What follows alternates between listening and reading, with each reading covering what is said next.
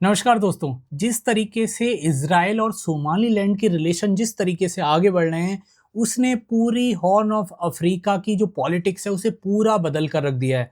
जी हाँ, मैं ऐसी क्यों बात कर रहा हूँ, क्योंकि अब कहा जा रहा है कि इज़राइल लगातार अपनी मिलिट्री प्रेजेंस को बढ़ा रहा है सोमालीलैंड में। और सोमालीलैंड में बढ़ाने का मतलब आप समझ लो कि वो पूरा रेड सी को कैप्चर करने की कोशिश कर रहा है, और गल्फ ऑफ अडन जो है उसे, और बाब अल मंदेब, हर चीज को वो कंट्रोल करने की कोशिश कर रहा है। तो हर चीज को हम डिटेल में समझने वाले हैं।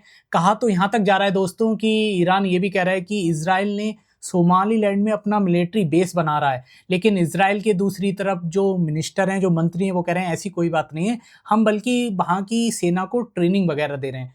तो हर एक चीज को हम डिटेल में समझने वाले हैं यहाँ पर दोस्तों, मैप के थ्रू। तो किस तरीके से इजराइल अपनी हॉर्न ऑफ अफ्रीका में अपनी प्रेजेंस को बढ़ा रहा है, किस तरीके से वो इथोपिया को कंट्रोल करेगा, और इथोपिया के थ्रू वो किस तरीके से अपने यहाँ पर यमन को कंट्रोल करने वाला है। और यमन का मतलब आप समझ लो कि वहां पर हुती विद्रोह लगातार होता रहता है, आप सबको पता होगा, जो ईरान समर्थित एक ग्रुप है। और इसके साथ में दोस्तों कि भारत पर इसका किस तरीके से असर आने वाला है, क्योंकि भारत का ज्यादातर व्यापार यूरोप के लिए इसी रास्ते के थ्रू होता है।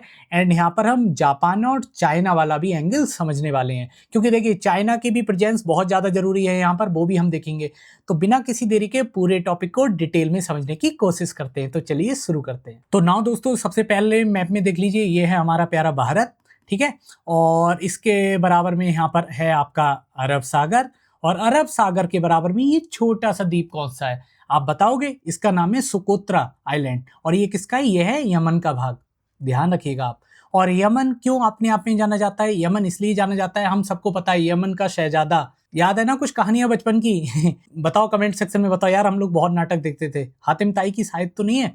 और यमन क्यों इंपॉर्टेंट है आज के नजरिए से? अगर हम यमन की बात करें दोस्तों, तो वो है ईरान। यहाँ पर आप देख लो, ये है ईरान। ईरान क्या कर रहा है? वो यमन में उसके जो हुती विद्रोह है, ग्रुप है, उसको समर्थन देता है यमन में, आप ध्यान रखो। और उसके थ्रू क्या होता है, अब इजराइल का यहाँ से कोई भी चीजें जा रही हैं रेड सी से होते हुए, यहाँ से गल्फ ऑफ अदन से होते हुए, बाब अल मंदेब, जो ये छोटा सा रास्ता है, इसे बोलते हैं। तो यहाँ से क्या होता है, उस पर अटैक करते हैं ये हुती विद्रोह, इजराइल के ऊपर लगातार अटैक करते हैं और ईरान को समर्थन देते हैं। तो इजराइल ने क्या करा, उसने सबसे पहले तो दिसंबर 2025 में ही सोमालीलैंड को, ध्यान रखना दोस्तों, सोमाली लैंड को दे दिए मान्यता। आप समझ पा रहे हो? सबसे पहले सोमालीलैंड को दे दी उसने मान्यता। और मान्यता देने से पहला वो ऐसा यूनाइटेड नेशन का सदस्य बन गया जिसने सोमालीलैंड को मान्यता दे दी। अब यहाँ से यहाँ तक का जो ये हिस्सा है सोमालिया का, ये पूरा सोमालिया था। अब यहाँ से यहाँ तक का जो ये हिस्सा रहा दोस्तों, इस हिस्से को सोमालीलैंड बोला जाता है। और सबसे ज्यादा इंपॉर्टेंट यहाँ पर ये बात निकल कर आ जाती है कि यहाँ पर इजराइल की अब प्रेजेंस बहुत ज्यादा अच्छी हो रही है, लगातार संबंध अच्छे हो रहे हैं। और दूसरी तरफ यहाँ पर जो आप ये देख पा रहे हो, इसका नाम है इथोपिया, ठीक है दोस्तों। इथोपिया कुछ टाइम पहले ही कहा जाता है कि वो इरिट्रिया से अलग हुआ था, ये है देश, वो समझ पा रहे हो। तो जब से ये अलग हुआ, इसका खुद का कोई भी समुद्र से संबंध खत्म हो गए। तो एक तरीके से ये बारबेरा पोर्ट है जो सोमालीलैंड का, उस पर आश्रित हो गया।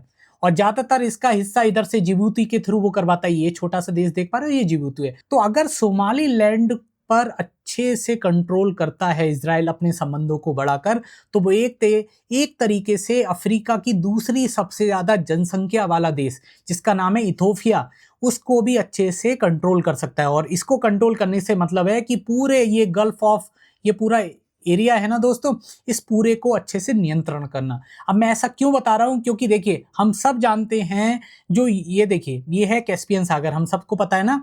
और यहाँ पर ये है सुएज नहर। अब जो ज्यादातर यहाँ से व्यापार चलता है एशिया से अफ्रीका का, यहाँ का हॉर्न ऑफ अफ्रीका का, पूर्वी अफ्रीका बोल सकते हो आप, तो उसका व्यापार रेड सी से होके जाता है, ठीक है दोस्तों। अगर रेड सी पर कोई कंट्रोल करेगा, यहाँ पर अपनी प्रेजेंस बढ़ाएगा, तो सीधी सी बात है, यहाँ पर ईरान का जो इन्फ्लुएंस है वो कम होगा। और भी दूसरी जो गल्फ कंट्रीज हैं, यहाँ पर आप समझ पा रहे हो, मिडिल ईस्ट की, उनका प्रेजेंस कम होगा। और एक तरीके से बोले तो पश्चिमी देशों का प्रभाव लगातार बढ़ेगा। और देखिए ये जो एरिया है ना दोस्तों, यहाँ पर सोमालिया का तट, ये डकैती, समुद्री डकैती के लिए भी बहुत जाना जाता है, यहाँ पे बहुत डकैती होती है। एंड इसके अलावा ये जो छोटा सा जो आप द्वीप देख पा रहे हो, इसका नाम है सोकोत्रा, ये यमन का एक द्वीप है। और इसे वर्ल्ड हेरिटेज साइट भी बोला जाता है, ध्यान रखना दोस्तों। क्यों बोला जाता है, प्लीज आप कमेंट सेक्शन में बताओ। अब हम समझने की कोशिश करते हैं कि ये जो एरिया है ये चाइना के लिए इतना इंपॉर्टेंट कैसे है, चाइना यहाँ पर मैं कैसे ले आया। तो देखो दोस्तों, यहाँ पर आप जो जिबूती को देख पा रहे हो, ये छोटा सा हिस्सा है जिबूती। यहाँ पर अपना मिलिट्री बेस बनाया हुआ है चीन ने दोस्तों। इसके अलावा one belt one road initiative को आप सब जानते हो, यहाँ पर चीन कितना ज्यादा एग्रेसिवली काम कर रहा है।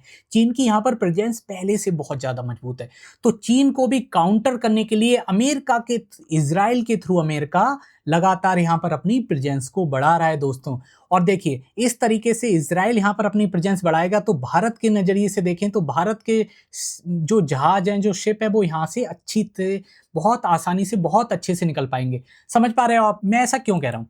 अब देखो, मैं ऐसा क्यों कह रहा हूं दोस्तों, क्योंकि ये जो पूरा एरिया है, पहले आप यहां पर समझो, यहां पर बहुत ज्यादा समुद्री डकैती होती है, लगातार भारतीय नौसेना को बहुत प्रयास करने पड़ते हैं। तो यहां पर जब इजराइल अपनी प्रेजेंस बढ़ाएगा तो सीधी सी बात है, डकैती वगैरह कम होंगी, समझ रहे हो, मिलिट्री यहां पर बहुत ज्यादा घूमेगी। और ऊपर से यहां पर यमन के जो हूती विद्रोह हैं वो लाल सागर पर लगातार अटैक करते रहते हैं, वो जहाज भी नहीं देखते, किसी के भी जहाज पर अटैक कर देते हैं यार। तो भारतीय जहाजों को उनसे बहुत ज्यादा खतरा रहता। तो अब एक तरीके से यमन में जो हूती विद्रोह, उन्हें भी काउंटर करने की कोशिश कर रहा है यहाँ पर इजराइल, और इसके थ्रू इंडिया को भी सीधा फायदा होने वाला है।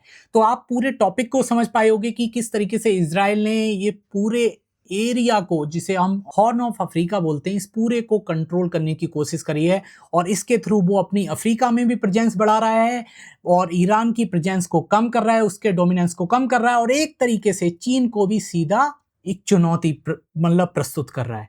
तो आप क्या सोचते हो इस पूरे टॉपिक के बारे में, प्लीज आप कमेंट सेक्शन में बताइए। वीडियो पसंद आता है तो इसे लाइक कीजिए, चैनल को सब्सक्राइब कीजिए। मिलेंगे नेक्स्ट वीडियो में न्यू अपडेट के साथ, तब तक के लिए नमस्कार।